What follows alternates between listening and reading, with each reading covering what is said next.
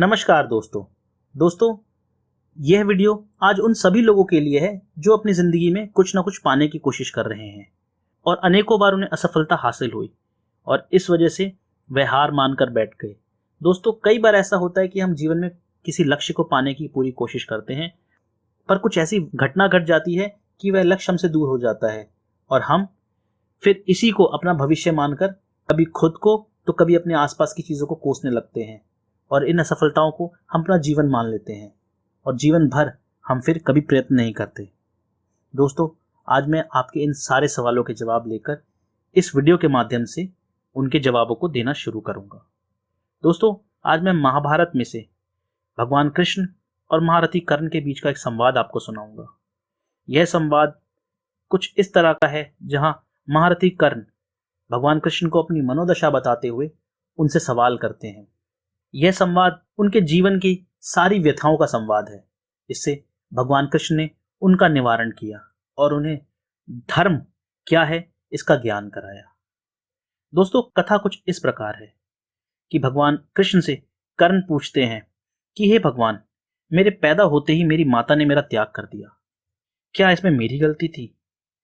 जिन गुरु से मैंने ज्ञान की अपेक्षा की, जिनसे मैंने अनुरोध किया कि हे गुरु मुझे ज्ञान दीजिए, उन्होंने क्योंकि मेरा वर्ण क्षत्रिय नहीं था मुझे ज्ञान देने से मना कर दिया। मुझे गुरु परशुराम ने ज्ञान दिया, लेकिन जब उन्हें ऐसा आभास हुआ कि मैं एक क्षत्रिय हो सकता हूं तो उन्होंने मुझे श्राप दिया कि जो भी मैंने उनसे सीखा है वह मैं अपने सबसे जरूरत आने वाले समय में भूल जाऊंगा। मैंने गलती से एक गाय के बछड़े की हत्या कर दी और इस पर भी मुझे श्राप मिला और यह हत्या मैंने अनजाने में की थी। जब मैं द्रौपदी के स्वयंवर में गया तो वहां भी लोगों ने मेरा मजाक उड़ाया और यहां तक कि जब माता कुंती ने मुझे सच बताया कि मैं उनका पुत्र हूं, तब भी उन्होंने मुझसे अपने पुत्रों का जीवन मांगा। हे भगवान, हे मुरलीधर, मुझे जो भी मिला दुर्योधन के द्वारा दान में मिला, तो आप ही बताइए कि क्या मैं इस समय उसका साथ ना दूं? भगवान कृष्ण ने महारथी कर्ण की यह बात सुनते हुए उन्हें जवाब दिया, हे कर्ण, जब मैं पैदा हुआ तो मैं काल कोठरी में पैदा हुआ, यानी जेल में। जब मैं पैदा हुआ तो मेरे पैदा होते ही मौत मेरी प्रतीक्षा कर रही थी। जिस रात मैं पैदा हुआ मुझे मेरे परिवार से अलग कर दिया गया।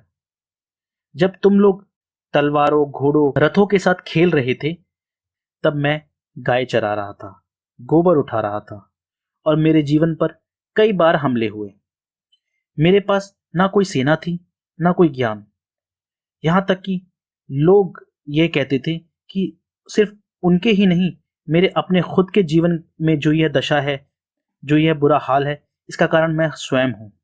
जब तुम लोगों की वीरता की प्रशंसा हो रही थी तब मेरे पास कोई ज्ञान नहीं था। मैंने 16 साल की आयु में ऋषि संदीपानी के यहाँ गुरुकुल में ज्ञान प्राप्त किया। जब तुम अपनी इच्छा से अपना स्वयंवर करवा रहे थे तब जिनसे मैं विवाह करना चाहता था मुझे उनसे अलग होना पड़ा और जिनसे मैंने विवाह किया उनसे मैंने सिर्फ इसलिए विवाह किया क्योंकि उन्हें मैंने एक राक्षस से मुक्त कराया था और समाज ने उन्हें स्वीकारा नहीं। मुझे अपने पूरे कुल को यमुना से दूर एक समुद्र किनारे ले जाना पड़ा। क्यों? क्योंकि मुझे उन्हें जरासंध से बचाना था। मुझे कई लोगों ने रणछोड़ भी कहा। भगवान कृष्ण ने आगे कहा कि हे कर्ण, अगर दुर्योधन यह युद्ध जीत जाएगा तो लोग तुम्हारी प्रशंसा करेंगे कि देखो महारथी कर्ण किस वीरता से लड़े।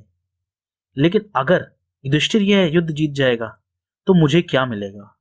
भगवान ने आने वाले समय की भविष्यवाणी करते हुए यह भी बताया कि कर्ण, अगर धर्मराज यह युद्ध जीत गया तो लोग मुझे यही कहेंगे कि इतने बड़े विनाश का कारण मैं स्वयं था। भगवान श्री कृष्ण ने कर्ण से आगे कहा कि जिंदगी में हर किसी की कुछ ना कुछ बाधाएं, कुछ ना कुछ दुविधाएं आती हैं।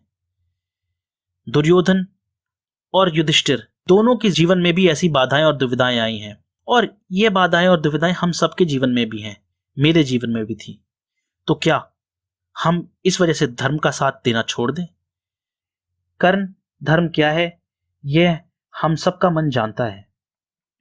भगवान कृष्ण ने आगे कर्ण से कहा कि हे कर्ण, जिंदगी में हमें ना जाने कितनी मुश्किलों का सामना करना पड़ेगा, कितने अन्याय हमारे साथ होंगे और ना जाने कितनी बार लोग हमारा मजाक उड़ाएंगे। लेकिन जो महत्वपूर्ण है वो यह है कि हम इन चीजों का सामना कैसे करते हैं।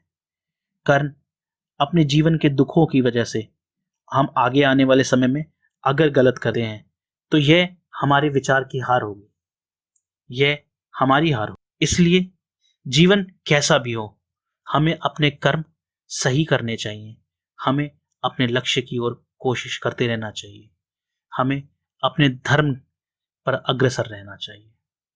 तो दोस्तों, भगवान कृष्ण ने कर्ण की व्यथाओं का कुछ इस तरह निवारण किया।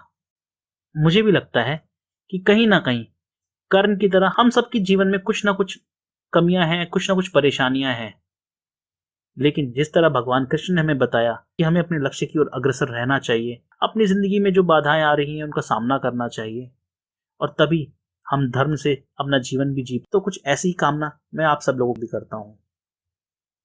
जय श्री कृष्ण।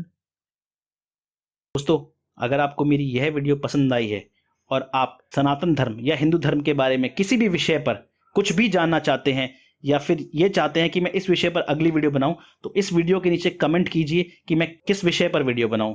दोस्तों, मेरी इस वीडियो को अपना प्यार दें, इसे लाइक करें, इसे जितना हो सके शेयर करें, मेरे चैनल को सब्सक्राइब करें, बेल आइकन जरूर दबाएं ताकि मेरी कोई भी लेटेस्ट वीडियो की नोटिफिकेशन आपके पास सबसे पहले पहुंचे।